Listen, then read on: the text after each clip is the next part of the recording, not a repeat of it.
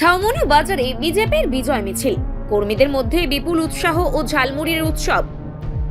পশ্চিমবঙ্গ বিধানসভা নির্বাচন এবং ধর্মনগর উপনির্বাচনে ভারতীয় জনতা পার্টির অভাবনীয় জয়কে কেন্দ্র করে ত্রিপুরার ছাউমনু বাজারে এক বিশাল বিজয় মিছিল অনুষ্ঠিত হয়েছে।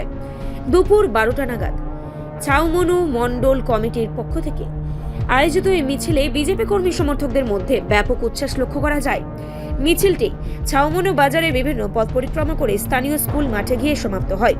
জয়ের আবহে গোটা এলাকা উৎসবের মেজাজে সেজে ওঠে এবং বিভিন্ন স্তরের সাধারণ মানুষ এই আনন্দ মিছিলে স্বতঃস্ফূর্তভাবে অংশগ্রহণ করেন।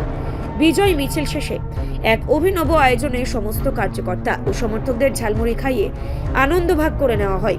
এই কর্মসূচিতে উপস্থিত ছিলেন 5 নম্বর কেন্দ্রের এমডিসি ইসমাইল জয় ত্রিপুরা, 49 ছাউমনু মণ্ডল প্রেসিডেন্ট বিপ্লব চাকমা, বিশিষ্ট নেতা মাধব বড়ুয়া সহ অন্যান্য স্থানীয় নেতৃত্ববৃন্দ।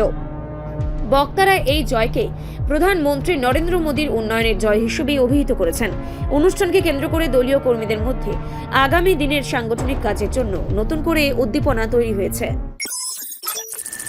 রিপোর্ট সংবাদ প্রতীক্ষা।